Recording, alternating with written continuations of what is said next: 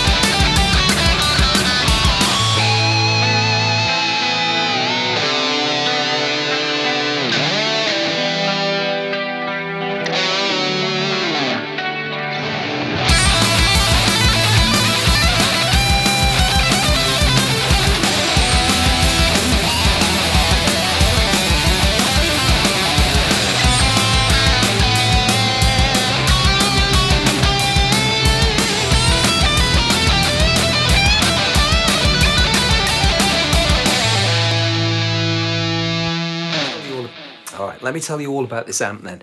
So the Blackstar Amp Company was founded in 2007 by some ex-Marshall employees who were looking to use greater technologies to bring the price point of the amps down and enable more features. And that's what we now see in rehearsal rooms and bedrooms, but also on big stages too. A lot of pro players use these amps. Doug Aldrich started using the Blackstar amps back in 2013, and he was using the HT Stage and the DA100 amps. And this thing was built on the basis of the DA100. There have been some specific tweaks to the mid-range voicing and obviously to the aesthetics too. So let's have a look at the features of this thing. The clean channel operates as a black face Fender type circuit, so lots of sparkly top end, lots of full-bodied bottom end. Then we have a voice switch, and the voice switch will enable you to turn that channel into more of a Vox AC30 style, more saturated.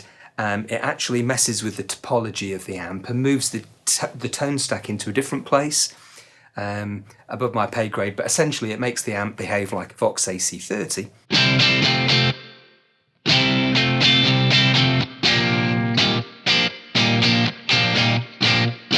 Overdrive channel 1. This is kind of like a hot Marshall sound.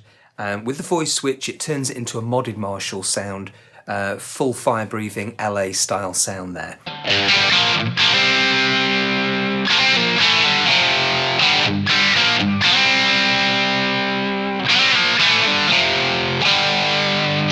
Overdrive 2 carries on with the same flavour, but just goes a little bit further into the gain stakes and also has a little bit less mid-range.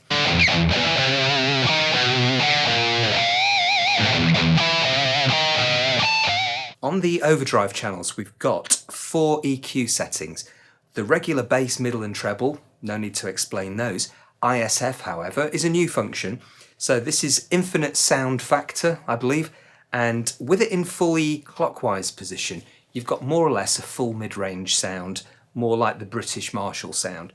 And you start to decrease that, and you start to edge into a scooped mid, more like the LA modded Marshall, Sunset Strip 80s kind of Marshall sound.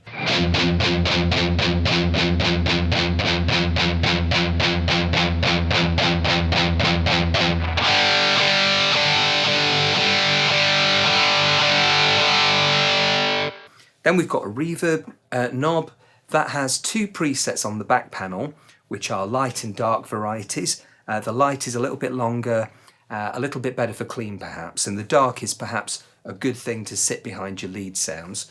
Then we've got the master controls. So volume, obviously, presence, but also resonance. So if you like that bottom end thump you can get on modern high gain amplifiers, the resonance has got you covered there.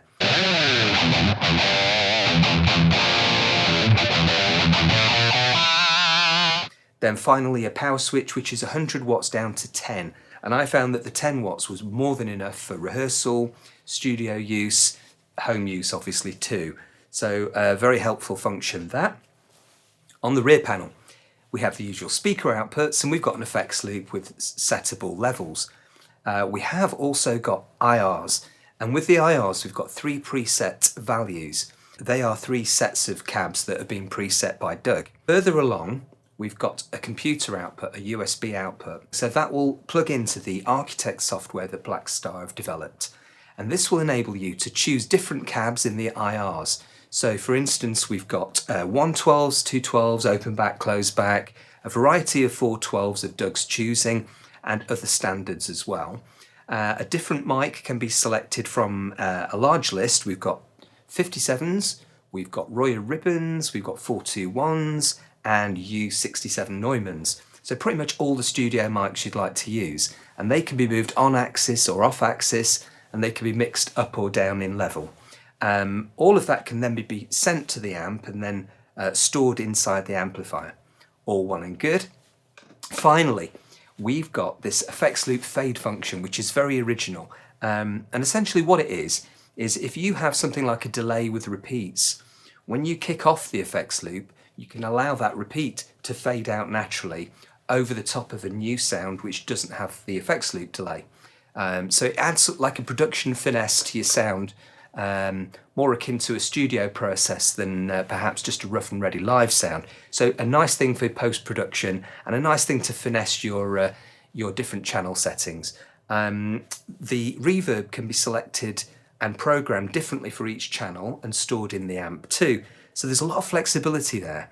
It does bode well. So we need to find out if it sounds all right. Should we grab a guitar and go through the clean sound first?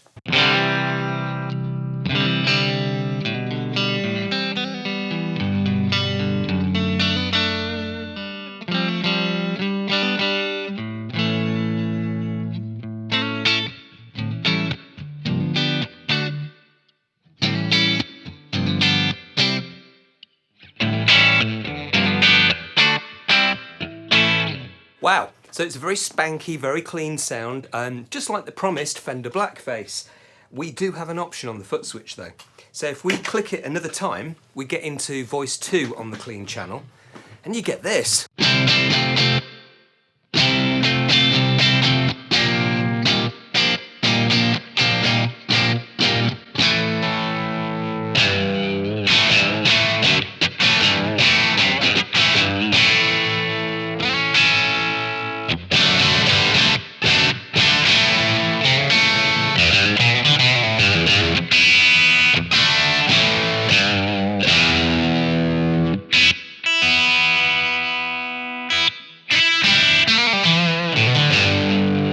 These are just basic telly pickups, vintage ones, 60s, but not overwound or anything like that. So yeah, fantastic.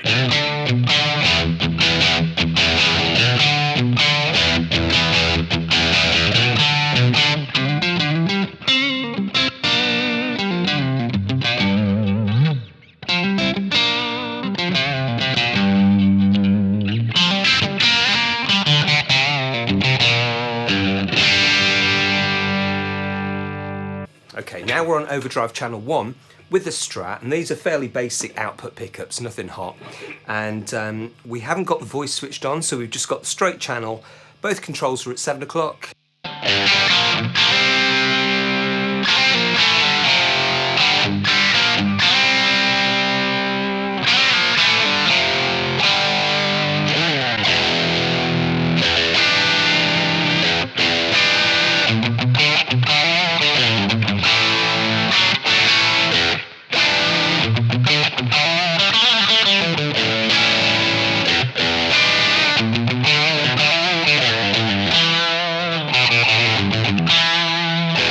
Now with the voice switch enabled,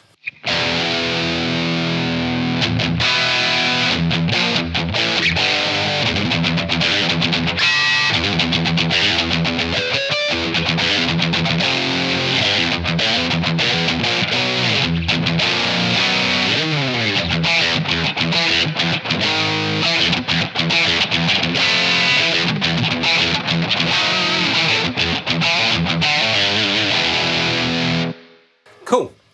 So that's what you get with a Strat. Let's get the humbuckers out, shall we?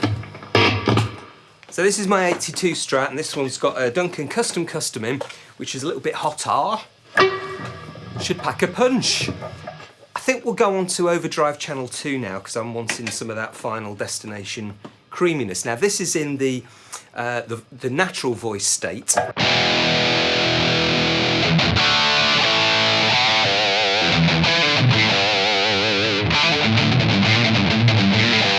With the ISF function, I'm going to show you what that does. So with it fully clockwise,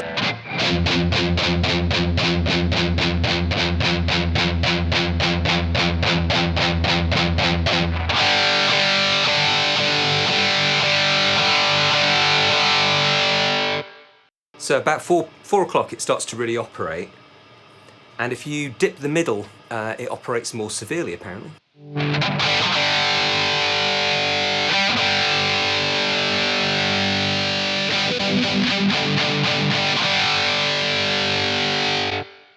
Now also you've got the resonance control, so if you want to put some bottom end back in it, you can do it with that.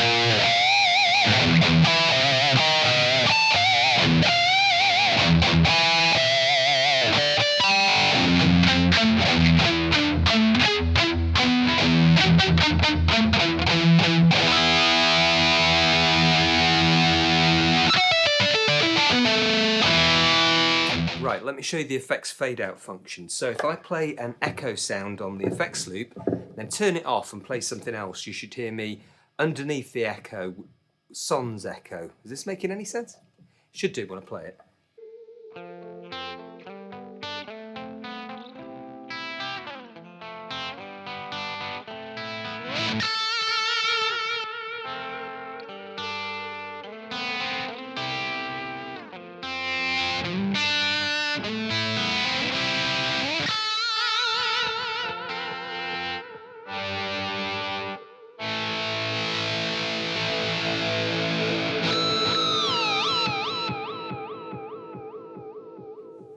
Alright, let's sum this up then. So, sound-wise, the clean sound, fantastic. Blackface Fender for days. Press the voice switch, and you really have got some saturation in that Vox British style. Overdrive 1, yeah, I mean, it's got all the gain on tap that you could require from an AC/DC sound, and then going through the voice option and the gain, you can get into full-fledged kind of modded Marshall territory. Overdrive Channel 2 takes off where that one leaves off, you know? And it has a little bit more saturation, it's a little bit more gooey, and will really give you all that scream for your lead channel. The equalization offers a new function with the ISF that most amps don't have, so that's fantastic. The reverb sounds great, especially on the dark setting for the Overdrive channel. And the master, obviously that does what it does. IRs of what you've been listening to, I've not mic'd the amp up, I thought I'd let you have that little surprise at the end. So you've been listening to voice number 3 on the IR profiles, which is Doug's LA studio setup or something like that. So that clearly sounds really good. Features, just fantastic, the sound is fantastic. The thing I've left till last is the price. So this weighs in at £1,249, very comparable to an EVH 300 watt head, which is just a little bit more. You could get a Fender sort of Princeton combo, I believe, for around the same price. And that's just the head that we're talking about, $12.49. So I think at that price point, the features are incredible, the sound's incredible, and I have absolutely no reservations recommending this thing. Go and get one. I'd like to.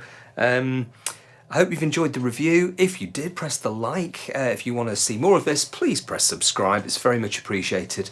The controls are just down there. I'll wait a second. I'll just gurn at you. But that's it. Thank you. I'll see you on another one. Over and out.